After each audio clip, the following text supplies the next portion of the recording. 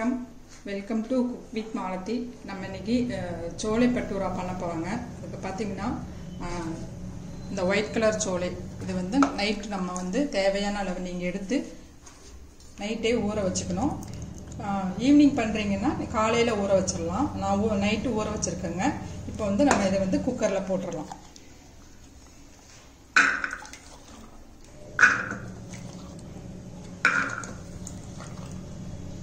இங்கே பார்த்தீங்கன்னா நான் ஒரு ஒயிட் துணி வச்சுருக்கேன். இது வந்து ஏற்கனவே நான் வந்து இந்த மசாலா பண்ணதுனால தான் இந்த கலரில் இருக்குங்க. அதே துணி எடுத்துக்கலாம். இதில் வந்து நம்ம வந்து ஒரு ஏலக்காய், ஒரு பட்டை, ஒரு கிராம்பு இதை எடுத்துக்கிட்டு இது கூட 1 டேபிள் ஸ்பூன் அளவு நம்ம வந்து டீ தூள் ரெகுலராக யூஸ் பண்ணுறோம் இல்லைங்களா, அதை வந்து இதில் போட்டுருவோம். இதில் போட்டுட்டு இதை வந்து ஒரு முடிச்சு மாதிரி பண்ணி இப்படி கட்டிடணும்.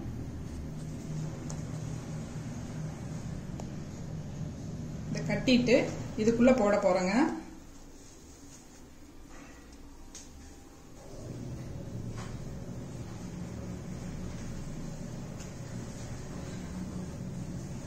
நல்லா டைட்டா முடிச்சு போட்டு இதில் போட்டுடலாம். போட்டுட்டு இப்போ வந்து நல்லா இதுக்கு எவ்வளோ தண்ணி ஊற்றி வேக வைக்க முடியுமோ அவ்வளோ தண்ணி ஊற்றிக்கலாம். போட்டுட்டு இதில் வந்து தேவையான அளவு சால்ட்டு போட்டு நம்ம வேக வைக்கலாம்.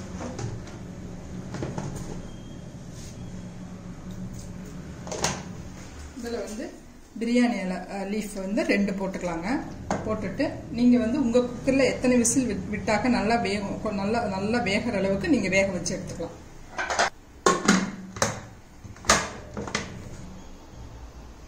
பாருங்க, நம்ம பட்டூரா செய்யறதுக்கு இப்போ வந்து மைதா மாவு தான் தேவை. நான் இந்த மாதிரி அகலமான பாத்திரம் தான் கலக்கிறதுக்கு ஈஸியாக இருக்கும்னு எடுத்திருக்கேன். நீங்கள் வந்து தேவையான அளவு விட்டுக்கலாம். நான் வந்து ஒரு 1/4 கிலோவுக்கு மேலே இருக்கும், ஒரு 1.5 கப்பு இருக்கும் எடுத்திருக்கேன். இதுக்கு பார்த்தீங்கன்னா தேவையான அளவு நம்ம வந்து சால்ட் போட்டுக்கலாம். சால்ட் போட்டாச்சு. இப்போ வந்து பேக்கிங் சோடா அது வந்து ஒரு 1/4 டீஸ்பூன் போட்டுக்கணுங்க. போட்டாச்சு. இப்போ ஆயில் வந்து நம்ம ரீஃபைண்ட் ஆயில் வந்து இதுக்கு ஒரு டேபிள் ஸ்பூன் விட்டுக்கலாங்க.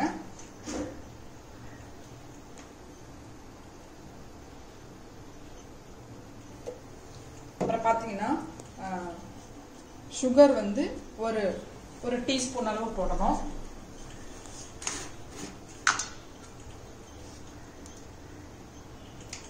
சும்மா ஒரு பிஞ்ச், ஒரு 1/4 டீஸ்பூன் போட்டால் போதும். அப்புறம் பார்த்தீங்கன்னா தயிர், இதுக்கு வந்து ஒரு 1/4 கப்பு, இந்த நம்ம போட்ட அளவு வந்து 1/4 பங்கு போட்டுக்கலாம். தயிர் போட்டுக்கலாம்.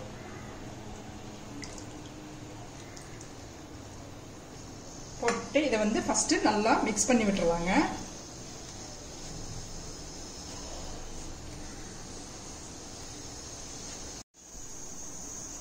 பாருங்க, இந்த அதெல்லாம் போட்டுட்டு ஃபர்ஸ்ட் எல்லா பக்கமும் நல்லா மிக்ஸ் பண்ணி விடலாம். தண்ணி விடாம நல்லா அந்த எல்லா பொருட்களும் கலக்கிற அளவு மிக்ஸ் பண்ணி விட்டுட்டு அதுக்கப்புறம் தான் பாருங்க இந்த அளவு நல்லா மிக்ஸ் பண்ணியிருக்கிறோம். இப்போதான் நம்ம தண்ணி விட்டுட்டு நீங்க வந்து சப்பாத்தி மாவு பதத்துக்கு நம்ம பிசைஞ்சு வச்சுக்கலாங்க.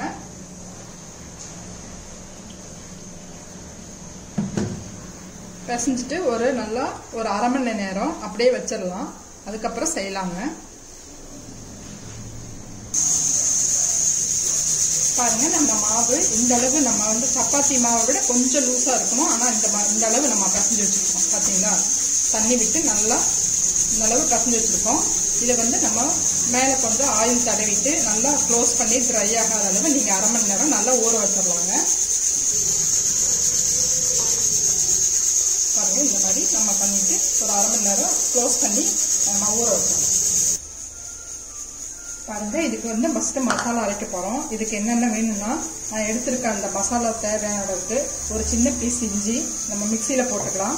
ஒரு 5 பல்லு பூண்டு, பார்த்தீங்கன்னா 2 பெரிய வெங்காயம் சின்ன சைஸ்ல எடுத்திருக்கேன்.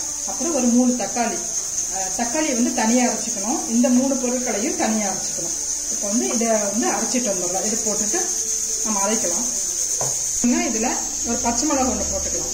இஞ்சி, பூண்டு, பெரிய வெங்காயம், பச்சை மிளகாய் ஒன்று, இது ஃபர்ஸ்ட் அரைச்சிக்கலாம். பாருங்க, நம்ம வெங்காயம், இஞ்சி, பூண்டு, பச்சை மிளகாய் எல்லாம் அரைச்சிருக்கிறோம். இதை எடுத்து வச்சுட்டோம். இப்போ வந்து 3 தக்காளியை நம்ம இது மாதிரி கட் பண்ணி போட்டு தண்ணி விடாம அரைச்சிட்டு வந்துடலாம். பாருங்க நம்ம 2 மசாலாவும் தக்காளி இந்த மசாலா வெங்காய மசாலா அரைச்சிட்டு வந்திருக்கோம். இதுக்கப்புறம் நம்ம எப்படி செய்யறதுன்னு பார்க்கலாம். பாருங்க நம்ம வந்து சென்னா வந்து நம்ம குக் பண்ணி இதை குக்கர்ல வச்சு வேக வச்சோம். பாருங்க நல்லா வெந்திருக்கு. இந்த அளவு வெந்திருக்கு பாருங்க. அதே மாதிரி இந்த நம்ம துணியில கட்டி போட்டோம் இல்லைங்களா டீ தூள் இதை எடுத்துடலாம். இது எதுக்கு போட்டோம்னா இந்த கலர் வர்றதுக்கு தான். நல்ல டார்க் மெரூன் கலர்ல இருக்கும் இல்லைங்களா அதுக்கு தான் இது மாதிரி போடுவாங்க. இப்போ வந்து இதையும் இந்த பிரியாணி இலையும் எடுத்துடலாம். எடுத்துட்டு இப்போ நம்ம மசாலா செய்ய போகிறதுக்கு தேவையான பொருட்கள் பார்த்துடலாங்க. இப்போ வந்து 2 பச்சை மிளகாய் வேணும். அப்புறம் ஒரு ஆனியன் வந்து நல்லா பொடியாக கட் பண்ணிக்கோங்க. அப்புறம் நம்ம அரைச்ச மசாலா 2 இங்கே இருக்குது. இதுக்கு பொடின்னு பார்த்தீங்களா இது வந்து மிளகாத்தூள். உங்களுக்கு காரத்துக்கு தேவையான அளவு போட்டுக்கலாம். இது மல்லித்தூள் அதுக்கு 1 டேபிள் ஸ்பூன் நான் வச்சுருக்கேன். இது பார்த்தீங்கன்னா மிளகுத்தூள் ஒரு அரை டீஸ்பூன் வச்சுருக்கேன். இது ஜீரகத்தூள் 1 டீஸ்பூன் வச்சுருக்கேன்.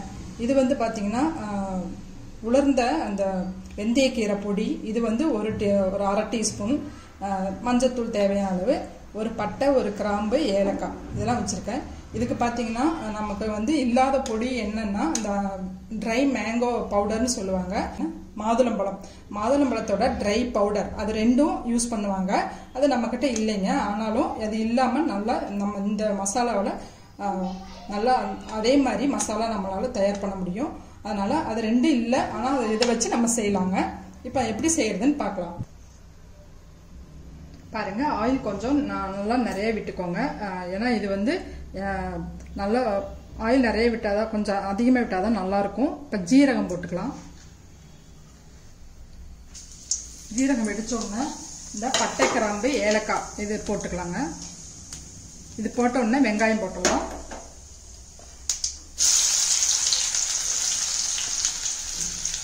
வெங்காயம் போட்டு நல்லா ப்ரௌன் கலராக வர அளவு வதக்கி எடுத்துக்கலாங்க. வெங்காயம் பாருங்க நல்லா ப்ரௌன் கலர்ல ஃப்ரை ஆயிடுச்சு பாருங்க. இப்போ நம்ம வந்து அரைச்சு வச்ச வெங்காய மசாலா போட்டுடலாம்.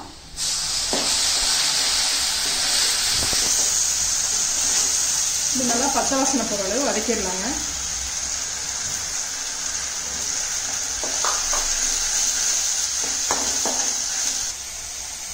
பாருங்க நம்ம வந்து இந்த மேத்தி லீஃப் பவுடர் தவிர மற்ற எல்லா மசாலாவும் போட்டுடலாம்.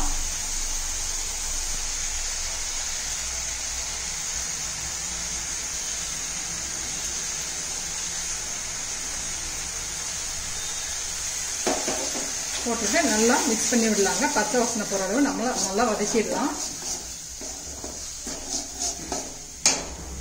இந்த டைம்ல ஒரு லைட்டா ஒரு 2 டேபிள் ஒரு ஸ்பூன் அளவு தண்ணி விட்டு நம்ம மசாலா வதக்கலாங்க.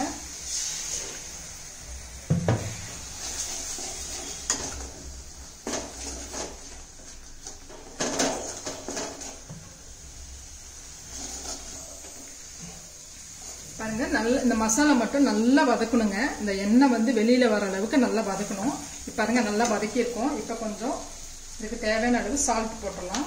போட்டுட்டு நம்ம வந்து அரைச்சு வச்ச தக்காளி மசாலா போட்டுடலாங்க. வச்சிருக்கோம் இது போட்டுடலாம்.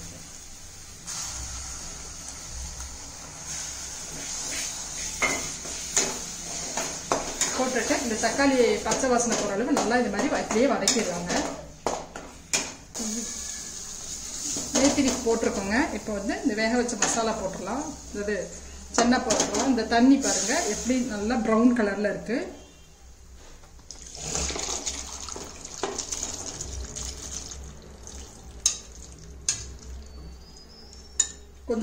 கொஞ்சம் சென்னா வந்து எடுத்து வச்சிடலாம். இது வந்து நல்லா மசிச்சு போடணுங்க. கடைசியில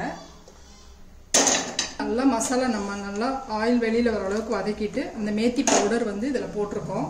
வச்சிருந்த மேத்தி பவுடர் போட்டுட்டு இப்போ நம்ம வந்து வேக வச்ச சென்னா போட்டாச்சு. போட்டுட்டு நம்ம நல்லா மசாலாவை மிக்ஸ் பண்ணி விட்டுடலாங்க.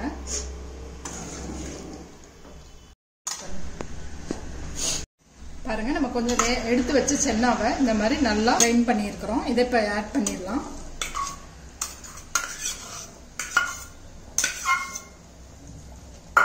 நல்லா மிக்ஸ் பண்ணி விட்டுடலாம். நீங்க இந்த ஸ்டேஜ்ல உப்பு சால்ட் தேவையான அளவு பார்த்துட்டு நீங்க போட்டுக்கலாம். இது கொஞ்ச நேரம் நம்ம மூடி வச்சு குக் பண்ணலாங்க. இந்த மசாலாலாம் சேர்ந்து வரட்டும். பாருங்க நமக்கு நல்லா க்ளோஸ் பண்ணி வச்சு நம்ம கொஞ்ச நேரம் வேக விட்டோம். சூப்பராக ரெடி ஆயிடுச்சு. இதுக்கு இப்போ வந்து நம்ம வந்து தாளிச்சு போடணுங்க. நம்ம பார்க்கலாம் அது எப்படி செய்யறதுன்னு. பாருங்க அதுக்கு தாளிச்சு கொட்டுறதுக்கு நம்ம வந்து ஆயில் சூடு பண்ணியிருக்கோம். இதில் வந்து தேவையான அளவு ஒரு 1/4 டீஸ்பூன் ஜீரகம் போடணும். போட்டுட்டு ஒரு இந்த ஓமம் இருக்கு இல்லைங்களா, அது ஒரு 1/2 ஸ்பூன் போட்டுக்கணும். அப்புறம் பார்த்தீங்கன்னா பொடியாக கட் பண்ண பச்சை மிளகா, அப்புறம் இந்த மாதிரி நீளமாக கட் பண்ண இஞ்சி இதெல்லாம் போட்டுக்கலாம். போட்டுட்டு லைட்டாக இது ரொம்ப வந்து ஃப்ரை ஆகணும்னு அவசியம் இல்லை. நம்ம வந்து ஜீரகமும் ஓமமும் வெடிச்சா போதும். நம்ம இதை ஆஃப் பண்ணிடுவோங்க. இங்கே இந்த மசாலாவில் இது போட்டுறணும்.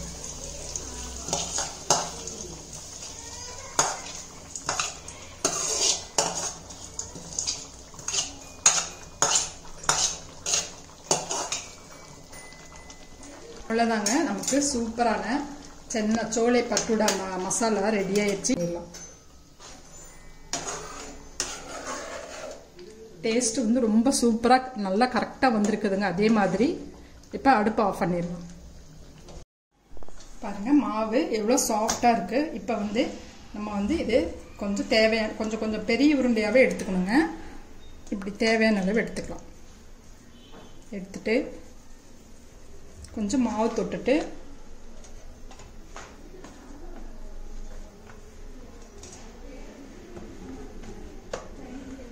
நம்ம நார்மலாக சப்பாத்தி செய்கிற மாதிரி தான் திரட்டிக்கணும்.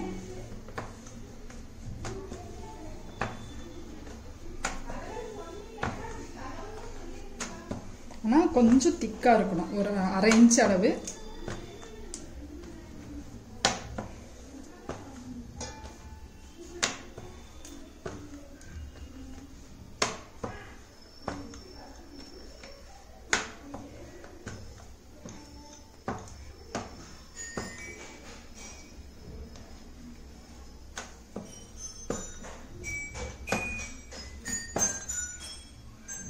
பாருங்க இந்த அளவு நம்ம ஊட்டி இருக்கிறோம். இப்போ வந்து இந்த திக்னஸ் இருக்கணும்.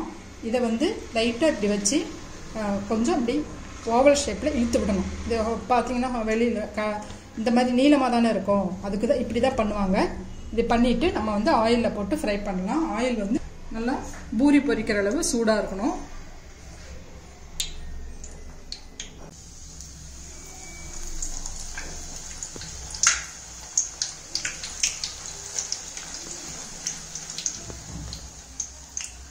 பாருங்கள் எவ்வளோ சூப்பராக அப்படியே வந்துருச்சு. நல்லா வந்திருக்கு. இந்த மாதிரி தாங்க வரும். நல்லா ரொம்ப சாஃப்டாக இருக்குங்க.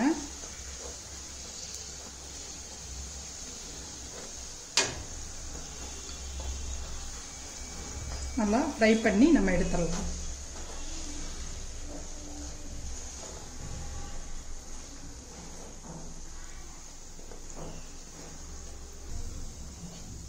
பாருங்க நம்ம 2 பக்கமும் ஃப்ரை பண்ணியாச்சு. இப்போ இதை எடுத்துடலாம். பாருங்க இன்னொன்று போட்டு பொரிச்சிடலாம்.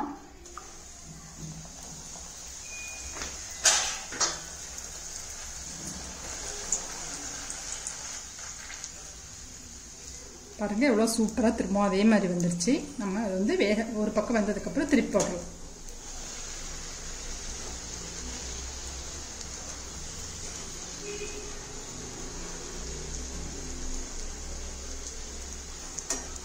போட்டதுக்கப்புறம் கொஞ்சம் மீடியம் ஃப்ளேமில் வச்சுட்டு நம்ம வேக வச்சு எடுத்துடலாம்.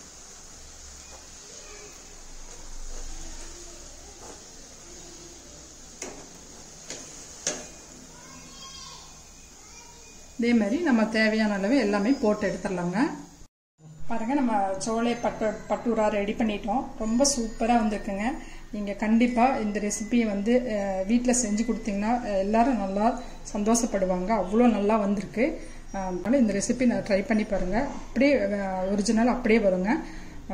ட்ரை பண்ணி பார்த்துட்டு கண்டிப்பாக ட்ரை பண்ணி பார்த்துட்டு கமெண்ட்ஸில் சொல்லுங்கள். ஷேர் பண்ணுங்கள், லைக் பண்ணுங்கள், சப்ஸ்கிரைப் பண்ணுங்கள். தேங்க்யூ. பாருங்கள் இந்த ரெசிபிக்கு நான் சொன்ன அந்த மெத்தடு ஒன்றும் கரெக்டாக அதே மாதிரி போட்டிங்கன்னா இந்த பூரி முதற்கொண்டு இந்த கிரேவியும் அப்படியே ஒரிஜினலாக வருங்க. நீங்கள் கரெக்டாக ஃபாலோ பண்ணி செஞ்சு பாருங்கள். தேங்க்யூ.